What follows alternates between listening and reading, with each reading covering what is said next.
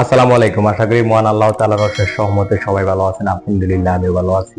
অতি লোভে হয় তাঁতি নষ্ট, বেশি খাইতে গিয়ে মানুষের পথভ্রষ্ট। মিথ্যা নয় এ বাণী মোটে, বিধাতা যাহা লিখে রেখেছে তার চেয়ে বেশি খেতে গেলেই কপালে দুঃখ জোটে। ভিডিওটি শুরু করার আগে সবার কাছে ছোট্ট একটি রিকোয়েস্ট, সবসময় এই ধরনের সচেতনমূলক নিত্য নতুন ভিডিও পেতে চ্যানেলটি সাবস্ক্রাইব করে পাশে থাকা বেল আইকনটি প্রেস করে রাখুন। আর যদি ভিডিওটি ফেসবুক পেজ থেকে দেখে থাকেন তাহলে অবশ্যই পেজটি ফলো করতে ভুলবেন না।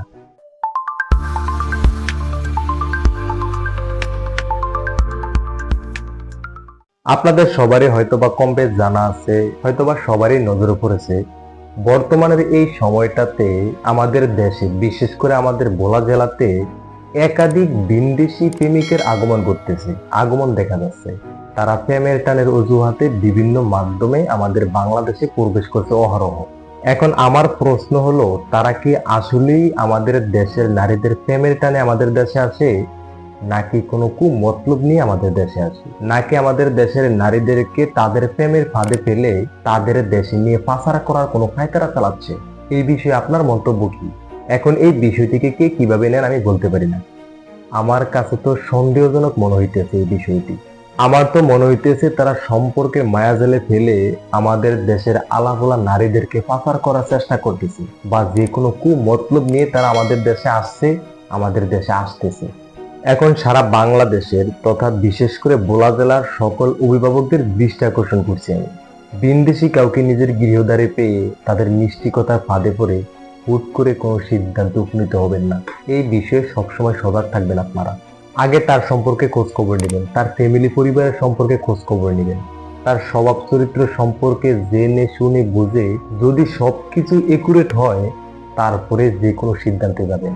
শুধু ছেলে দেখে ছেলের উপরে ডিপেন্ড করে আপনারা কোনো সিদ্ধান্তে যাবেন না। দেখুন, আমাদের বাংলাদেশের কোনো ছেলে মেয়ে যদি একে অপরকে পছন্দ করে কোনো সম্পর্কে জড়ায় বা বিয়ে শাদী করে, তখন দেখা যায় ছেলের ফ্যামিলি বা মেয়ের ফ্যামিলি সম্পর্কটা মেনে নিতে চায় না, মেনে নেয় না, বরঞ্চ উল্টা আরো বিভিন্নভাবে ষড়যন্ত্র করে এই সম্পর্কটাকে ছিন্ন করার চেষ্টা করে। যদি সেম ঘটনাটা তাদের বেলায় ঘটে তাহলে ওই মেয়েটির কি অবস্থা হবে একটু ভেবে দেখুন তো, একটু চিন্তা করে দেখুন তো। এটা তো বলা আর সরপেশন না যে এই ধরনের কোনো সমস্যার সম্মুখীন হলে বা এই ধরনের কোনো সিচুয়েশনে পড়লে সে পালিয়ে হোক বা স্বাভাবিকভাবে হোক, কোনো না কোনো ভাবে সে নিরাপদ কোনো স্থানে চলে আসবে বা তার কোনো নিকটাত্মীয়দের কাছে সে চলে যাবে। এটা চীন, জাপান কিংবা রাশিয়া, এটা বাংলাদেশ না যে সে চাইলে যে কোনো ভাবে চলে আসতে পারবে, তাকে কেউ না কেউ হেফাজত করবে। আমি ব্যক্তিগতভাবে কখনো এই ধরনের কিছু চাই না বা এই ধরনের কিছু কামনাও করি না। আল্লাহ না করুক যদি এই ধরনের কোনো সমস্যা হয়ে যায়, তখন না পারবে সে বাংলাদেশে আসতে, না পারবে সে এই সমস্যাটাকে সমাধান করতে। শেষ পর্যন্ত সে নিজেকে দুকে দুকে শেষ করে দেওয়া ছাড়া বিকল্প কোনো পথ খুঁজে পাবে না। যে কোনো সিদ্ধান্ত নেওয়ার আগে এই সমস্ত বিষয়গুলো একটু চিন্তা করেন, তারপরে যে কোনো সিদ্ধান্ত উপনীত হয়েন।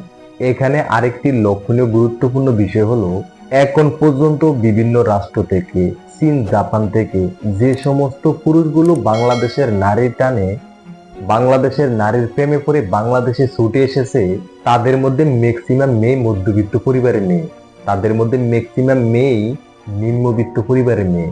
বড়লোক কোনো মেয়ের প্রেমে পড়ে তারা বাংলাদেশে আসছে এমন ঘটনা নাই বললেই চলে।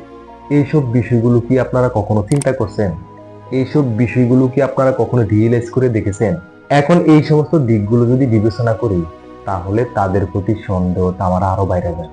সর্বশেষ সবার উদ্দেশ্যে বলবো, আপনারা অভিভাবকেরা যদি তাদের সম্পর্কে, তাদের ফ্যামিলি সম্পর্কে, তাদের স্বভাব চরিত্র সম্পর্কে জানতে না পারেন, তাহলে আমাদের দেশের প্রশাসক ভাইদের সহযোগিতা নেন, তাহলে আমাদের দেশের প্রশাসক ভাইদেরকে জানান, তাদের সাথে যোগাযোগ করুন।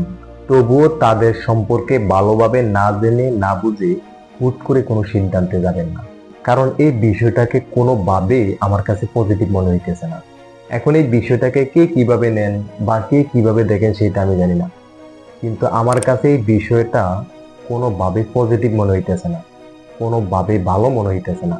আজকের মতো এই পর্যন্তই। আমার ভিডিও শুরু থেকে এখন পর্যন্ত যদি আমার কথাবার্তায় কোনো ধরনের ভুল ভ্রান্তি হয়ে থাকে আশা করি সবাই ক্ষমা এবং সুন্দর দৃষ্টিতে দেখবেন। আরেকটি বিষয় হলো, আমি সবসময় আপনাদেরকে বিভিন্ন বিষয়ে পরামর্শ দেওয়ার চেষ্টা করি, বিভিন্ন বিষয়ে মোটিভেট করার চেষ্টা করি।